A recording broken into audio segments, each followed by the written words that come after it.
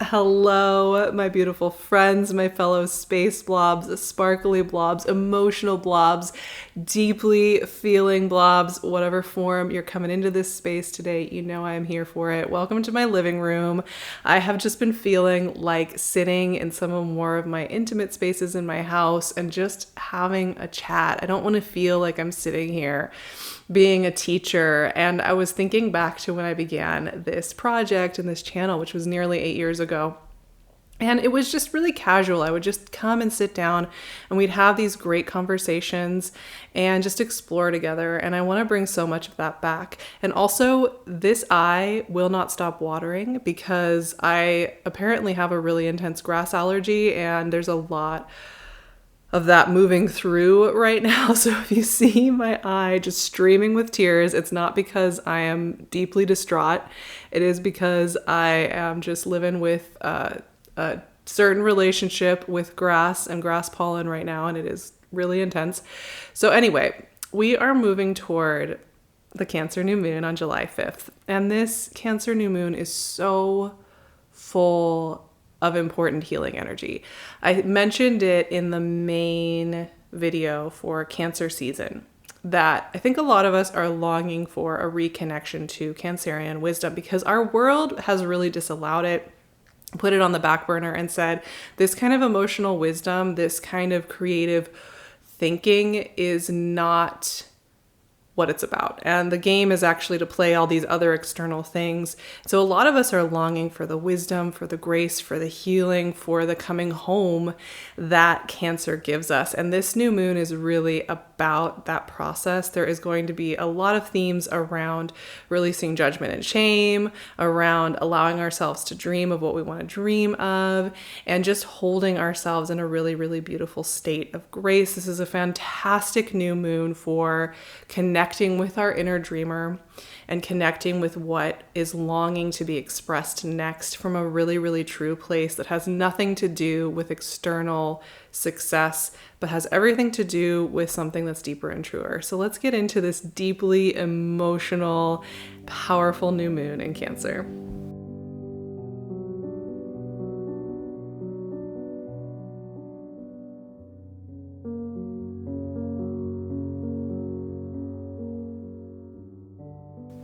So let's talk a little bit more about Cancerian energy in general, because we have the sun and moon together at 14 degrees of Cancer. Venus isn't too far away right now. She's at 22 degrees of Cancer. And these three energetics working here in Cancer are so important because when we think about the energetic of Cancer, this is a sign ruled by the moon. So the new moon here is really at home. And the wisdom of that moonlit landscape is this. It's not about what it looks like on the surface. It's not about how successful and glitzy and glamorous and alive it looks on the outside. It's not about the appearances and the persona and the titles and the labels and all of that stuff. The Cancerian wisdom that is getting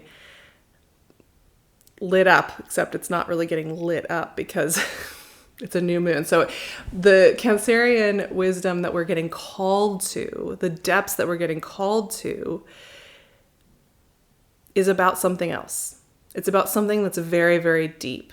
And it makes me think of the imagery of the womb, of the void, of these creative places where we sit in the darkness and we listen. And Cancerian energy is very, very good at this. And one of the things that I love about working with Cancerian energy is that darkness, that womb, that void, that creative space of listening isn't this terrifying, dark, shadowy thing. We can witness shadows. We can witness haunted houses there. I know I work deeply with Cancer on that front in feeling deeply around those themes, but it's also one of the most loving places we can go.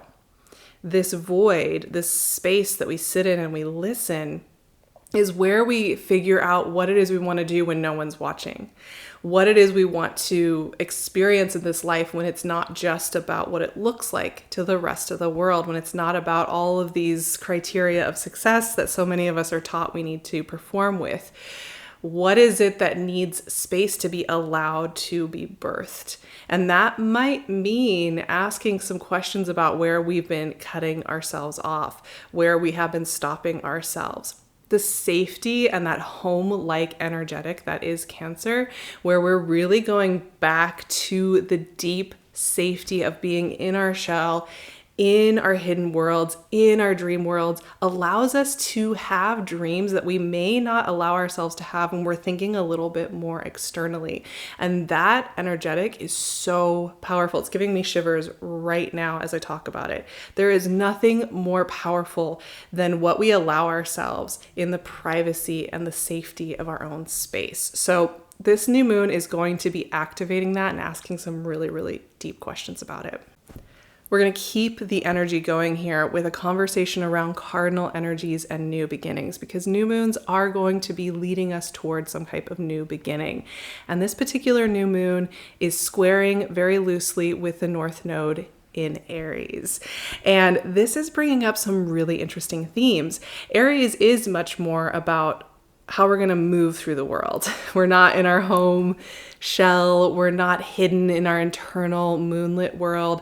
Aries is going to be very much about what are we going to initiate right here. So this square is a really deep question about what it is that we want to start giving birth to, what we start wanting to mother into the world. But the theme here is really, really interesting because for me, the questions that come up with this square are so powerful. What are we holding back from creating because we don't want to let other people down?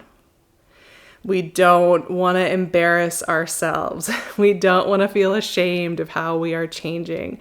Where are we judging the things we're secretly wanting to activate and begin in our lives because it might be embarrassing?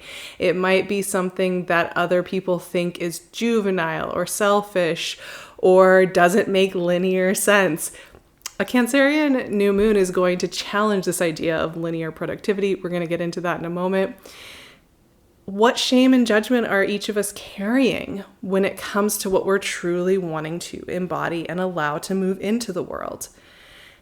And where are we just censoring ourselves and editing ourselves and pulling back on our dreams because we are so worried about that external shaming and judgment, as well as the internal judging and shaming? And when we take off some of these prerequisites of having it figured out, knowing what it's going to look like, having great optics for it, we take all of that pressure off. What is it that's wanting to come to life? If we didn't have to worry about what it's going to look like to other people, how successful it's going to be, how it's going to sustain us physically, if we can just take some of those parameters off and just give ourselves a little moment to witness what is there, some really interesting things can come up. This is also a great moment with this square with the North Node to just witness the places where we are judging and shaming ourselves for how we're changing. Because once again, culture would like us to pick a category, pick an identity, put on that costume and stick with it. That's success based on the most, boiled down basic cultural expectations in this world. And of course, that's just not how it is. We are transforming beings. That is what is meant to be happening in this world. We're never meant to keep the same form. So a lot of us do carry this judgment and shame around the fact that we're changing and we just can't keep doing the same thing forever. So this is a great moment as well to check in with that.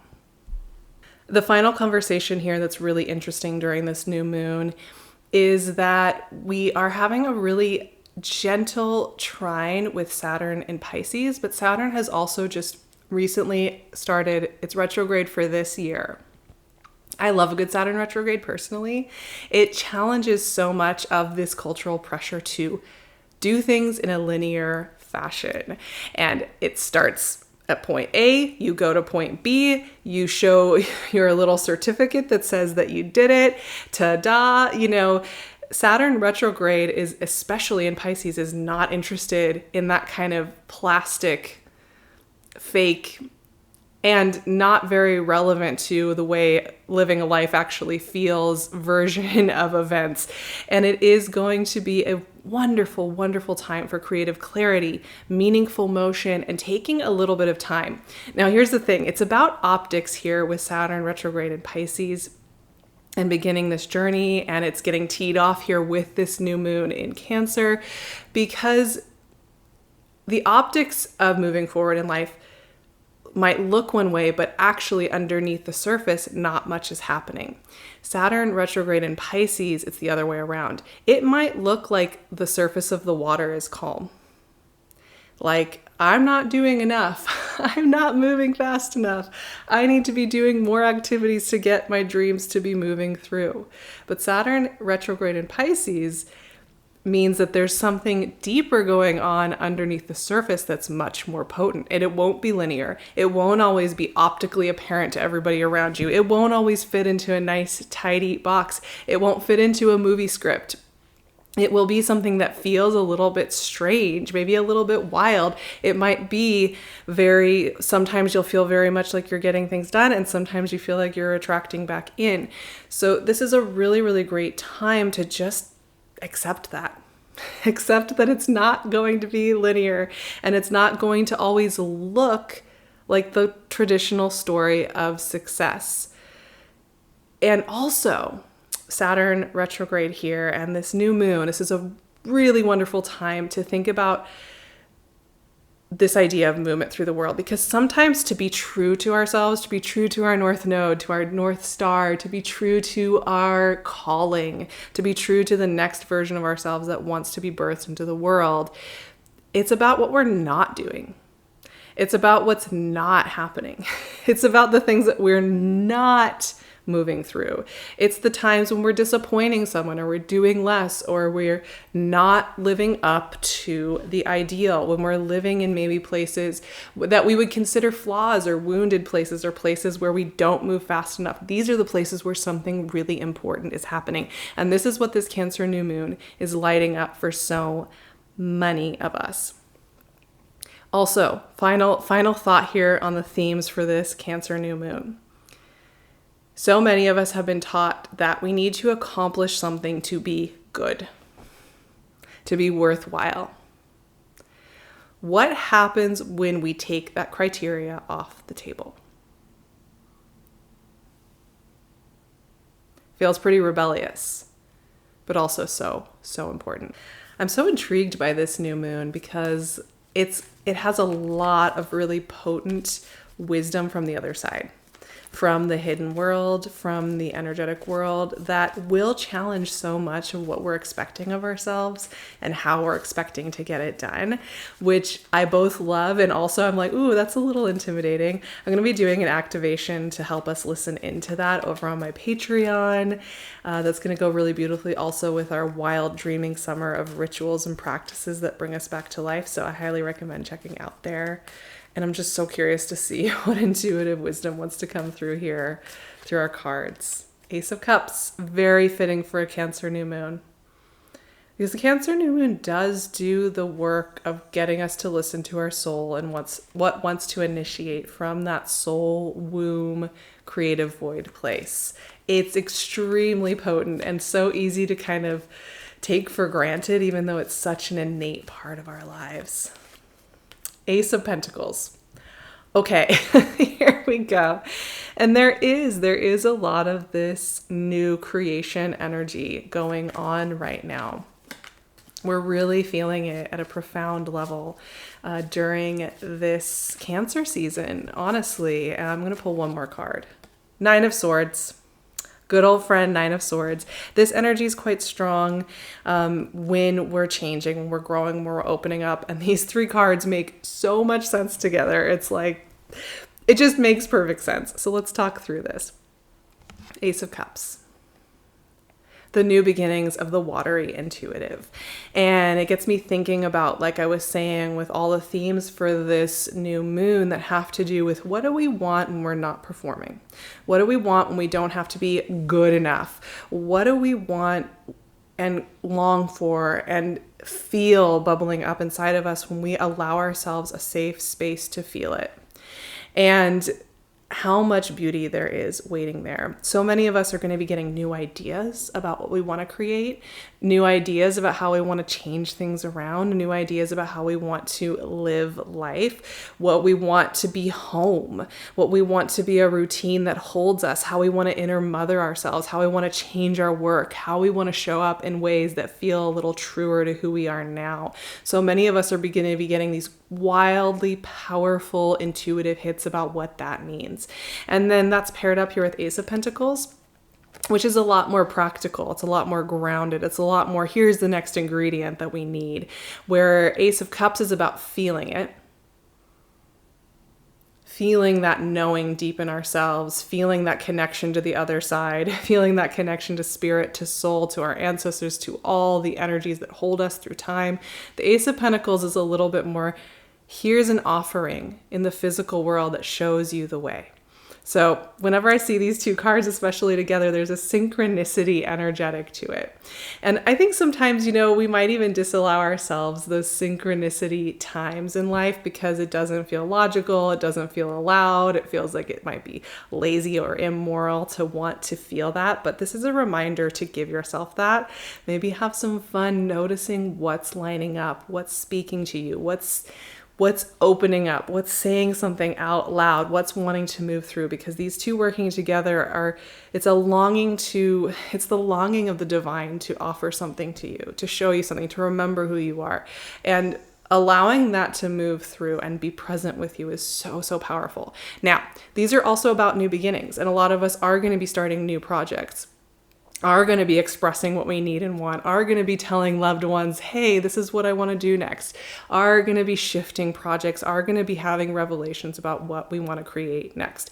And that's where the Nine of Swords comes in. And it's so important to get to acknowledge this, because I think sometimes in the spiritual world, it's like, if I'm in alignment, if I'm listening to my deepest dreams, if I'm just flowing with that, I won't have any worries or doubts or fears. And that perfectionistic messaging, I think, does a really big disservice to what it actually feels like to be both a human being with a nervous system living in a world full of systems and unknowns, and to be a spiritual being. These two things go together so naturally. A lot of times when we have a really big realization about what we're beginning, what we're wanting, we're having important conversations, we're getting those hits of intuitive knowing about what's going to change, we're also going to have a part of ourselves that is scared of that change, that's wondering how it's going to work out, that's wondering if it's going to be okay, that's wondering, because in the presence of newness, in the presence of new beginnings, there are endings, there are losses, there are things that are not going to be happening. There are opportunities that we have to say, okay, I'm not doing that because I'm choosing this other thing. And that's where the Nine of Swords comes in. I think going into this whole Cancer season, knowing that this part of us is needing mothering, the part of us that's scared, that's in doubt, that doesn't quite know the path in its full form, and maybe doesn't know 20 steps ahead, maybe only knows one step ahead. This part of ourselves needs mothering. This part of ourselves needs witnessing. This part of ourselves needs the nectar of our inner mother and our inner creative to care for it.